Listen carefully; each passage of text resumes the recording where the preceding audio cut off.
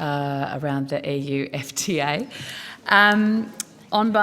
Looking at the wine piece, obviously Victoria, great story of structural readjustment is the Tobacco Road, which it used to be called, now Prosecco Road in the King Valley.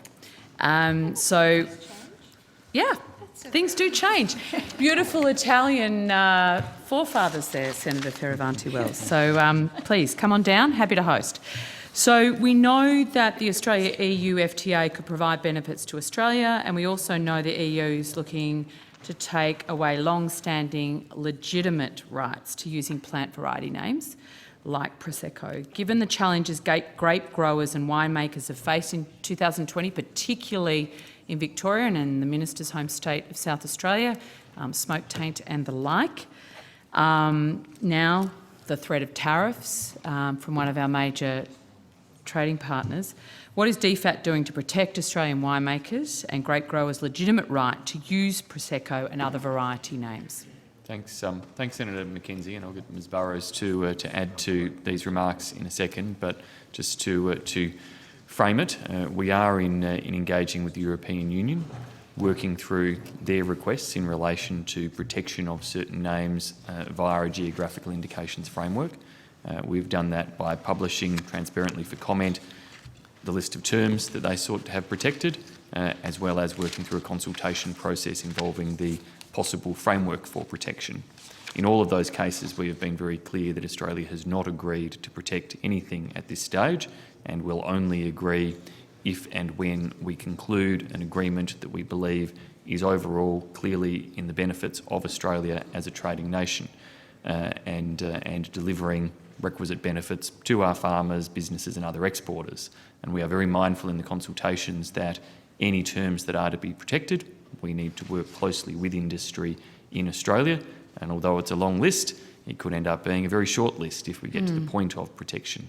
Wine is a unique factor in that because unlike other terms in relation to the relationship with the EU, we do already have an Australia-EU wine agreement that provides for the protection of certain terms that the wine industry negotiated a number of years ago. Prosecco is not one of those terms.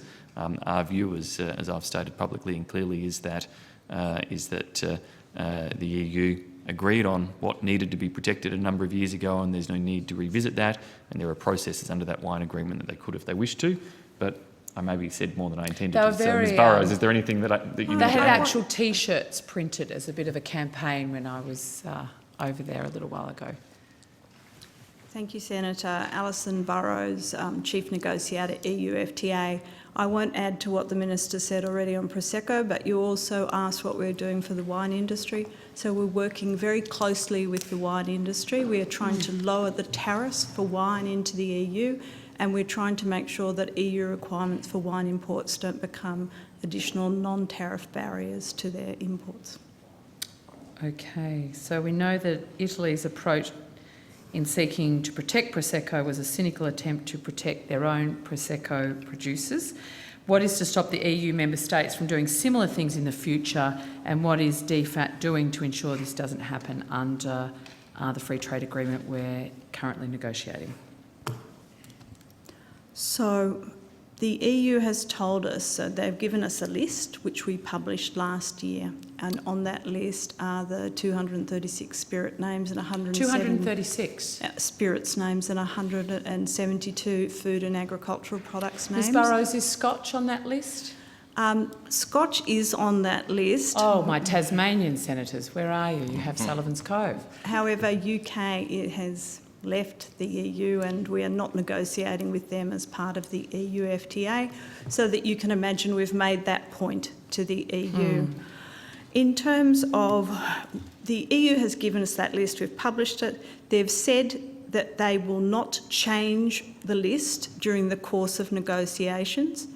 Of course, we're aware that there would be a prospect that they could seek to add to the list after the negotiations, after the conclusion, given that they add to their own list of GIs. But all that is still subject to negotiations, and there's been no agreement on any such process.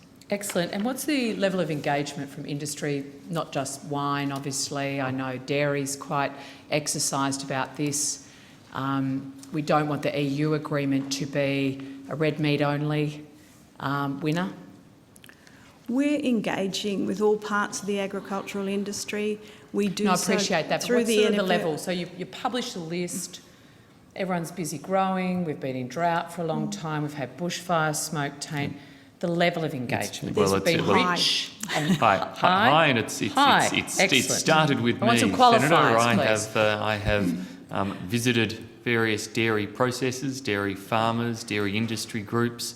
I have in this very room, I think, had a round table of each of the NFF stakeholder groups present, which was a particularly constructive thing, because it's always good to have the meat and the dairy and the grains and the sugar all at the one table, so they can hear what each other are asking for, and of course, that is part of the process of the trade negotiations. We won't, much as I would like Team to be able Australia, to get Minister. everything that everybody wants, we won't be able to do that. We will work as hard as we can, but I'm also very mindful of ensuring that we don't trade one off against the other, but that we get an outcome that is beneficial to the country overall, but also fair to the different producers in Australia.